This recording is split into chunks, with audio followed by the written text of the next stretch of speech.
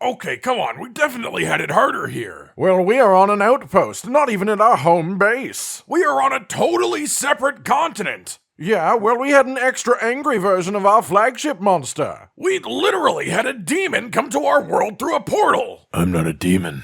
Not you, Geralt, the other portal. Ladies, gentlemen, and monsters of all ages, the Monster Hunter series as a whole is understood to be quite a challenge from start to finish. And the thing is, for most people, your first Monster Hunter game will feel like an unsurmountable obstacle until the gameplay finally clicks in your head. And then once it does, any other Monster Hunter games you play will feel way easier. Rise and Sunbreak are, for the most part, considered the easiest games in the series right now, aside from the afflicted monsters, which can totally tear you apart, but every Monster Hunter game has their challenges that are worse than every other. And so today I'm going to be going over my personal choices for the top 10 hardest monsters in the entire series, excluding strange variations like tempered monsters, afflicted monsters, apex monsters, all that kind of stuff, and just going on the monsters themselves. For the most part, this isn't about the pure damage numbers that a monster can do, but the actual mechanical difficulty of their moveset, and just the time that I had trying to fight them. Without further ado then, let's begin with number 10. It's a bird!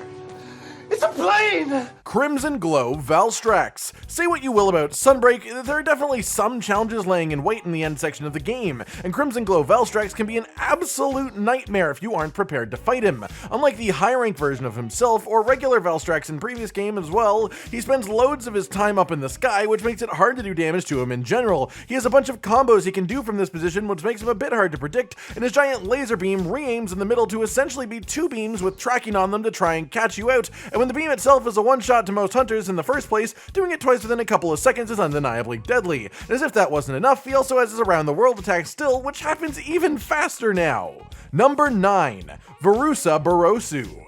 This monster from Frontier is an extremely unique experience, for a Diablos. He goes into a purple flame mode where he is so ungodly speedy with his attacks that you don't even get a moment to fight back. Your entire time is spent dodging, and even then it is easy to get caught out and die while fighting it. It can make plumes of lava shoot up from the ground. It has a ton of area of effect attacks, and all of it does so much damage that it's just hard to survive. But the real kicker here is, if you want this monster to get easier, you can make it so, but you'd have to learn an entirely new mechanic unique specifically to this monster in this quest, which is just playing keep away with a nuclear cactus which drains your health while you're holding it. Essentially, you have to hold the cactus and throw it to other hunters back and forth while healing and avoiding the monster hitting you, because if it does, it'll consume the cactus, and when it does, it'll go into super mode. So when the cactus spawns, you just have to run around doing your best to keep said cactus out of that Diablos' hands. It is hilarious, and it is quite difficult to pull off in actuality, especially when you are never asked to do anything like this in any other Monster Hunter fight.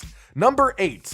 Another one? No, the same one. Bloodbath Diablos. Yes, another Diablos already, and what's important to keep in mind here is the context of the game in which it's fought. Bloodbath Diablos was in Generations Ultimate, which gave you many less options to deal with it than a game like Frontier. Its moveset was punishing as hell, being arguably the strongest Diablos to date relative to the game that it's in, and that says quite a bit. But the big thing is that it would just get tougher and tougher the more damage you did to it, which is saying a lot because it was already terrifying at full health. And in a game without restocking healing being an option, that made this fight absolutely a problem. In order to get it weak, you have to be aggressive, or else you'll hit the timer on the quest and fail. But at the same time, if you get it to 25% health and you don't have any healing left or any carts remaining, the fight is pretty much over, shooting steam out of every way as it tramples you into the ground at lightning speed with massive damage attacks. Number 7.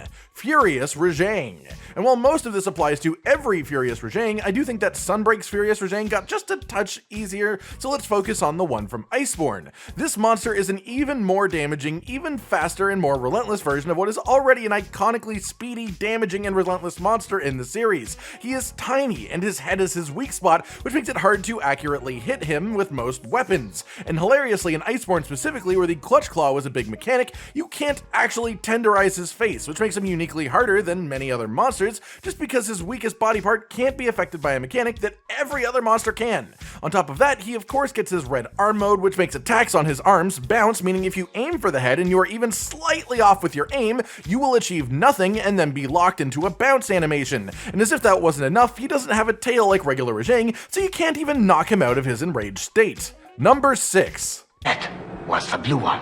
Lunastra. And with this, I am specifically talking about New World Iceborne Lunastra, who got her own entire moveset compared to the older game versions. And while various parts of her were hard, there are two that particularly stick out. One, the fact that she would put little fires on the floor, and then anytime she put fire breath through those fires, they would then spit out fire in another direction, extending the length of pretty much every attack that she had, and making her a massive area-affecting nightmare of fire. And two, her super move, where she would just melt everything in a massive area around her ridiculously fast. If you can't predict when this is going to happen, you are almost guaranteed to cart. It's just that nasty. It killed people every time I saw this happen in an Iceborne quest. It's that dangerous, it's that hard to deal with, and the two of these things work in tandem as well, because when she's doing her super move, the fires that are on the ground are just spitting out flames in every direction as well, which is just even more agonizing pain as you try to run away from her in the most efficient way possible in the first place. Number 5. Behemoth. This is the one that I was unsure if I should count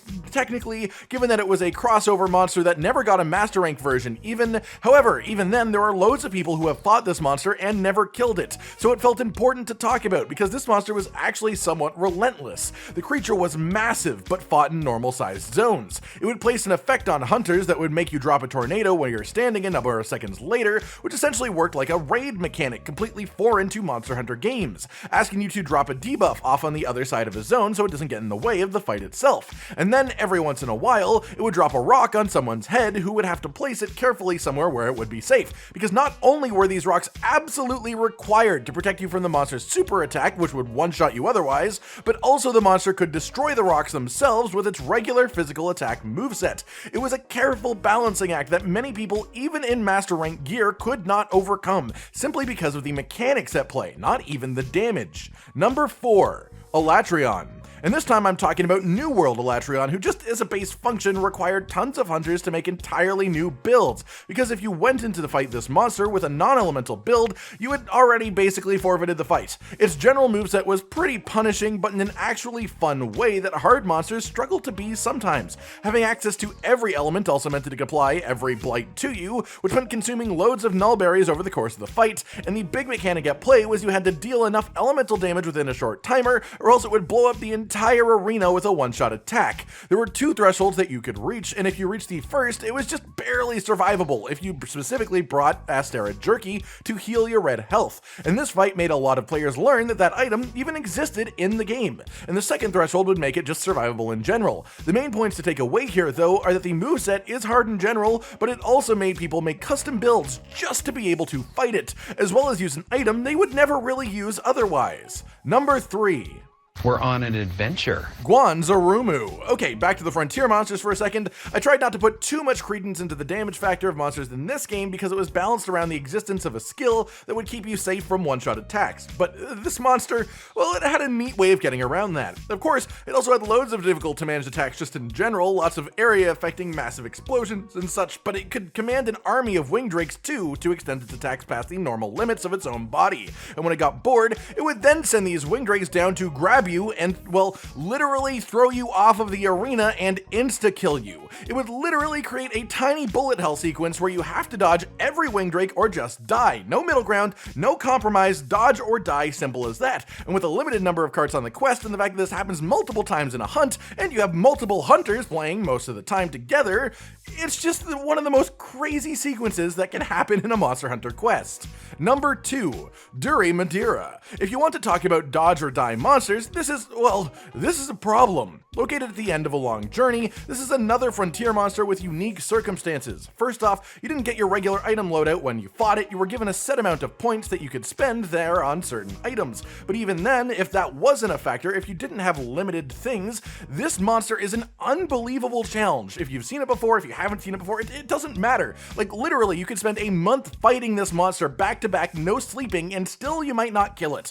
A monster that combines ice and poison together, and again, I know I said I wasn't massively counting damage numbers themselves, but this is one where it's impossible not to, because he will nearly one-shot you with every single piece of damage that it does, no matter what it is. It has a ton of AoE effects, and tons of things that will just appear either from the sky or from the ground in random patterns. It has a sort of Spitfire machine gun of ice shards, and most importantly, it has poison on a number of these attacks too. The thing about later frontier monsters is that hunters had true guts as a skill, which essentially meant that you couldn't die or be killed just in general general by a singular attack. You had to be hit by 2 in a row without healing in the middle to die. Well, unless the first attack put you to exactly 3% health, and then also applied poison, which would then chew through the rest of your health before you could drink an antidote. This monster is the definition of punishing, and just looking at it makes me feel pain again. Number 1. Fatalis. I had a lot of inner turmoil as to whether or not I should put this above those frontier monsters or not, but at the end of the day I have to give Fatalis his due. As the final boss of the title updates for Iceborne, the developer team put a lot of care and effort into making sure he was terrifying both in physical stature and in the fight itself. Of course, there is absolutely nothing that could make me excited to fight him now, today. The first few times were mesmerizing in how difficult it was and the absolute spectacle that the fight was.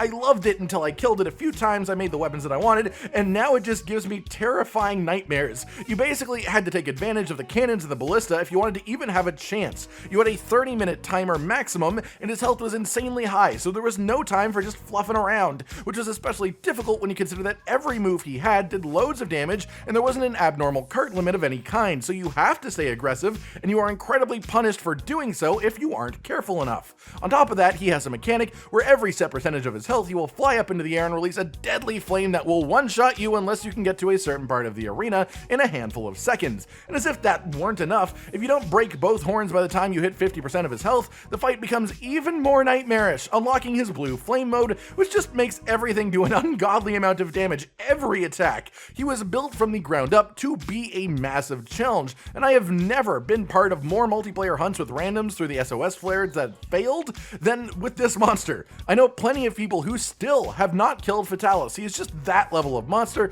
which is why he totally deserves this slot. And that covers it, everyone. My personal thoughts on the 10 hardest monsters in the whole series. What do you all think? Do you agree with my choices? Do you think some should be replaced with others that were left off of this list? Let me know. Like if you liked the video, subscribe to the notification bell for more, and most importantly, ladies and gentlemen, until next time, stay sweet.